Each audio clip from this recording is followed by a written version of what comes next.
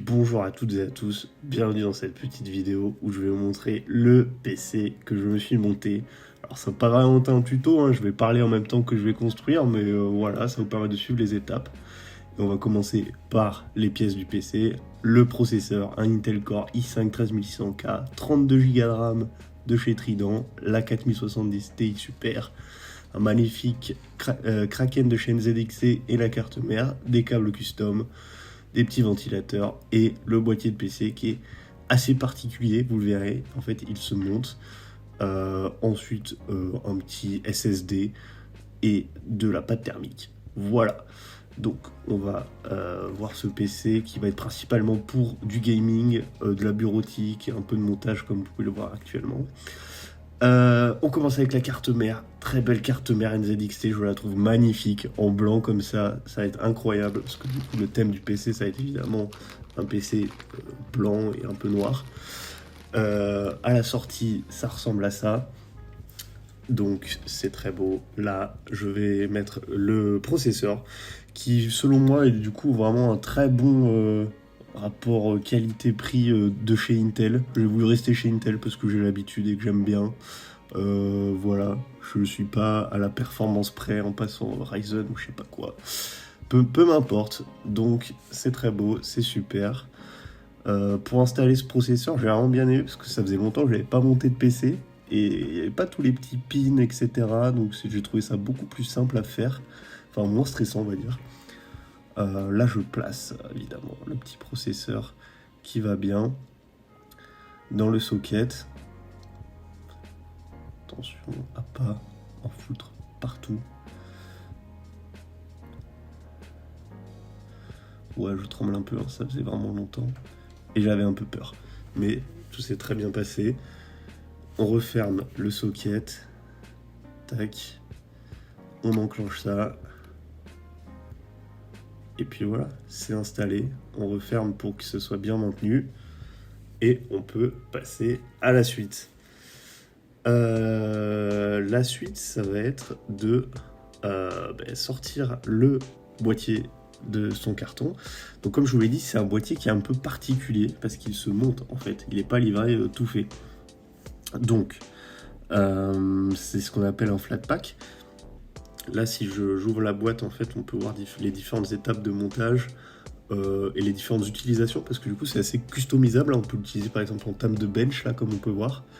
Donc j'ai trouvé ça vraiment cool, et aussi il est très personnalisable en termes de couleurs, et ça j'aimais bien. Donc on sort l'espèce de table de bench ou backplate, et puis je viens mettre la carte mère dessus. Bon, je vous mets pas l'étape où je mets toutes les vis, hein, mais on s'entend bien. Voilà, je vais installer le SSD directement, donc je retire en fait les petites caches de chez NZXT qui cachent la carte mère et qui donnent ce petit côté très sympa.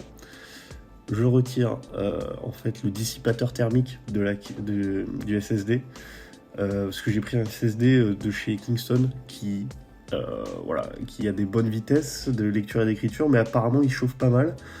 Donc ici le dissipateur thermique de chez NZXT va bien m'aider. Ça se clipse tout simplement dedans. J'ai pris 2 Tera histoire d'avoir que un seul SSD.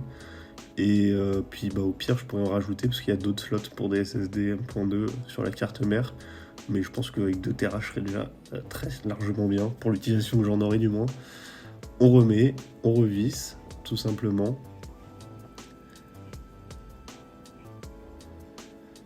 Et puis après ce qui est pas mal, c'est que ces petits caches blancs de chez NZXT, en fait ils sont magnétiques, donc il y a juste à les poser, pam, et voilà, c'est clipsé, ça part. Ensuite, la spécificité du boîtier, c'est que il est très compact, et donc l'alimentation en fait elle va se mettre en haut à droite ici du boîtier, comme vous pouvez le voir. Alors, je sais pas exactement dans quel sens au moment où je tourne la vidéo, mais je sors l'alimentation. Je suis parti du coup chez Corsair parce qu'ils ont une très belle alimentation blanche et noire qui va matcher avec le build. 850, histoire d'être très large et en fait de pouvoir avoir un PC un peu évolutif dans le temps. Voilà, comme on peut le voir, ça match vraiment nickel. Je retire la petite étiquette et je procède à l'installation. Donc je mets l'espèce de cache qui va servir à maintenir l'alimentation. je la visse et en fait il va y avoir différents slots sur le boîtier dans lequel je peux mettre l'alimentation. Donc je le mets au plus haut parce qu'en fait en dessous il y aura la carte graphique et j'ai peur que ça loge pas avec les câbles qui seront sous l'alimentation. Donc je le mets au maximum. Là j'installe la petite rallonge pour pouvoir brancher après l'alimentation. On n'oublie pas de tourner le bouton on-off parce qu'après il sera vraiment plus accessible. Et donc là je prends la backplate sur le côté ou l'arrière du PC, peu importe dans le sens où on le voit. Et je retire en fait ce ventilateur pour remplacer par des ventilateurs NZXT que je trouve très très beaux. Voilà, tout simplement. Mais celui-là je le garde, je le mets de côté parce qu'il va me servir pour le panneau avant. Parce que comme on le verra pas trop ce ventilateur là, je le mettrai à l'avant.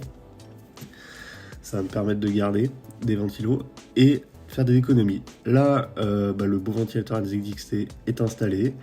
Il suffit en fait juste de clipser le panneau arrière dans le boîtier et de le visser. Et puis c'est installé tout simplement. Donc ça ressemble à ça. C'est tip top, je suis très content déjà. Alors que pour l'instant, vous voyez quasi rien. Ensuite, je vais faire un peu de cable management pour anticiper et histoire de pas galérer, notamment avec les câbles CPU. Et aussi pour tester l'espacement. Donc j'ai des belles rallonges de câbles qui, selon moi, en fait c'est vraiment tout le taf pour rendre un PC magnifique, c'est un beau cable management. Donc je pars là-dessus, mais avant de les installer, je me rends compte qu'il faut quand même que j'installe le panneau avant. Voilà, il y a juste clipsé, vissé. Je vous montre pas la partie où je branche les câbles aussi, mais voilà, tout est fait. C'est pas bien compliqué. Je retire le petit panneau coloré avant pour pouvoir bien le visser et je vais essayer du coup l'espacement avec la carte graphique et l'alimentation avant de continuer et le ventilateur qui sera là aussi pour être sûr que tout loge bien. Normalement j'ai fait les calculs à l'avance et c'était tout bon. Je préférais m'en assurer dès le début, donc c'est pour ça que là je viens tout brancher directement. Et je vais mettre du coup la carte graphique qui va venir loger pile ici et qui va du coup normalement toucher un peu les câbles. Voilà. Donc cette belle carte graphique, la 4070 Ti Super, je l'unbox. Elle est vraiment magnifique dans son petit carton, voilà, tout noir, tout beau. Petit manuel d'utilisation, hop, ça dégage. Et là, la belle carte graphique, elle est superbe. Franchement, je l'ai prise parce que c'était une des rares cartes blanches que j'aimais vraiment beaucoup, avec ce petit côté un peu métallique aussi, vous allez voir ça. Elle est tip top. C'est un énorme bébé de 30 cm de long quand même. Je fais un petit peu d'ASMR pour mes gourmands là.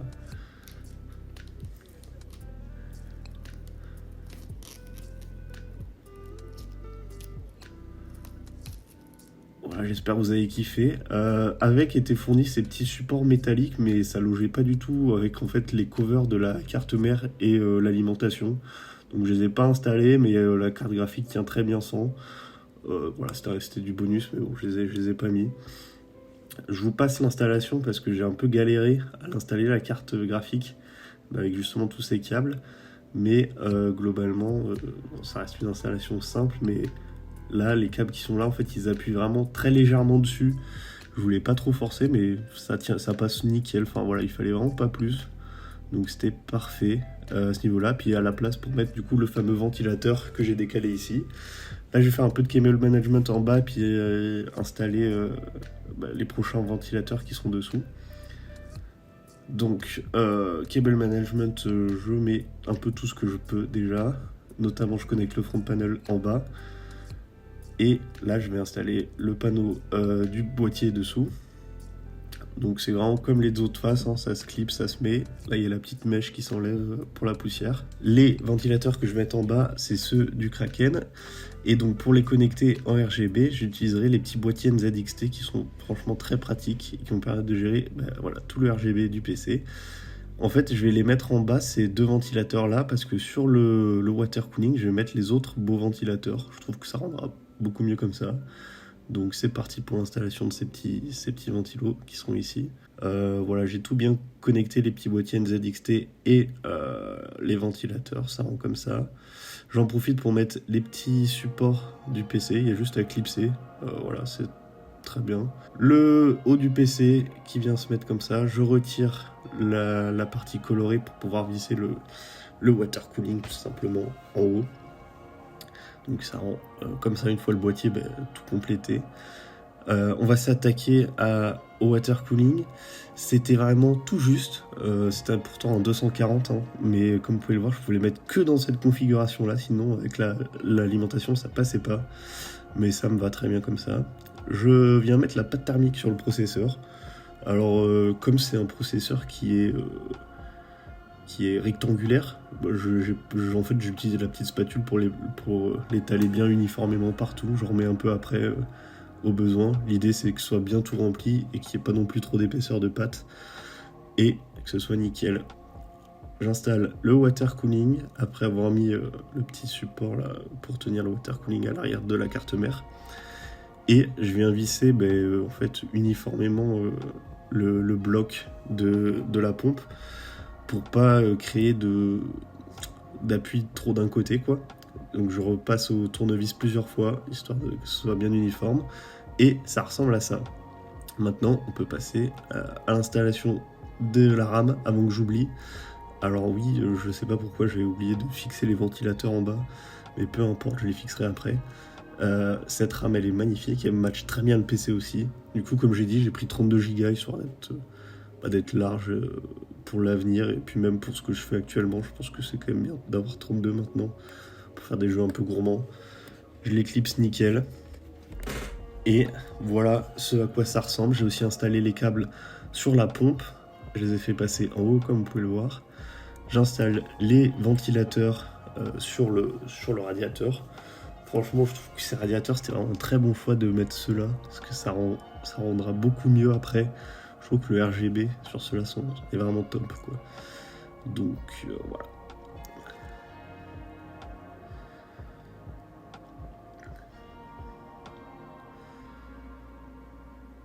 Une fois que c'est bien fixé, ça ressemble à ça. C'est super. J'ai ça de cable management à faire derrière. Je vous raconte pas le délire, mais je vais vous le passer parce que comme ça, il y a plus besoin d'y penser. Juste, je vous montre quand même ce petit bridge que j'ai mis là, sur la carte graphique. Je trouve que ça rend beaucoup mieux parce que en fait, attacher les câbles en plein milieu de la carte graphique, je trouvais ça vraiment moche, enfin qui pendouille. Du coup, en les faisant passer par-dessus comme ça et bien aplati, je trouve que ça rend tellement mieux comme ça avec ce petit bridge. Je vous recommande fortement à tous ceux qui n'aiment pas les câbles qui pendouillent. Donc là, c'est super. Cable management est fait. Je trouve que ça rend nickel. C'était un peu complexe, mais ça c'est bien fait. Là, je vais passer du coup à l'installation des petits panneaux colorés que j'ai retirés. Parce que comme je vous l'ai dit, ce boîtier il est très personnalisable. Et en fait, voilà, il y a différentes couleurs de panneaux. Donc on peut vraiment les interchanger super facilement et comme on veut. Il y a aussi cette poignée qu'on voit en haut là, qu'on dirait plutôt un aileron de voiture, mais on peut la placer en fait soit à l'avant du boîtier pour avoir deux poignées, ou soit remplacer celle qui est déjà là si on veut un peu de couleur. Donc moi je suis parti sur ces deux couleurs, je trouve que ça rend très bien en pastel, avec la petite poignée, le front panel qui est un peu petit mais qui est superbe, et voilà ce que ça rend, tout terminé, tout beau, tout propre. Je suis vraiment très heureux, j'adore ce format compact. On va passer au moment de vérité, à l'allumage du PC. Est-ce que j'ai rien oublié? A priori tout va bien, et oui en fait tout s'est bien passé. Bon, la pompe NZXT elle est pas à l'endroit, mais c'est normal, je l'ai pas encore configurée.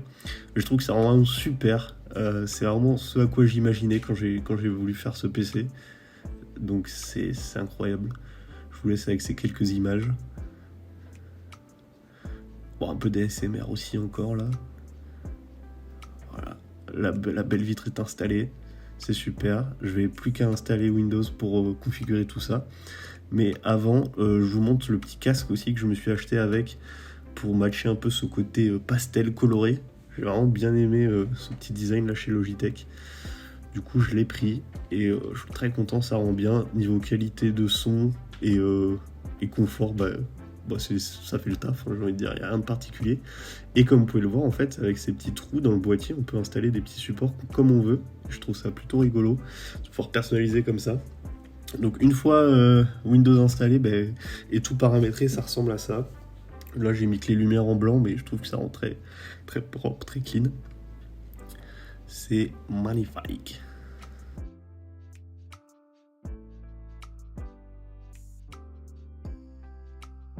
Voilà, avec le bel écran 21/9, c'est vraiment incroyable visuellement pour pouvoir jouer, pour pouvoir regarder des films, tout ce qu'on veut. Ce combo est superbe. Là, je vous ai mis quelques images de Cyberpunk, qui est vraiment le premier jeu que j'ai installé directement, en maximum ultra, tout ce que vous voulez, et c'est super fluide, ça rend trop beau. La RTX, c'est vraiment super, là, les reflets. Je suis très content. Le jeu est tip top. Je le recommande à tous ceux qui veulent essayer. Et puis voilà, puis surtout, vous voyez cet écran 21/9 là, avec le PC qui est juste à côté, c'est de la petite beauté, c'est de la petite bombe. Puis j'ai bien aimé, voilà, petit water cooling personnalisable. Je vous dis merci d'avoir regardé cette vidéo. Au revoir, et puis peut-être à une prochaine, je sais pas. Gros bisous.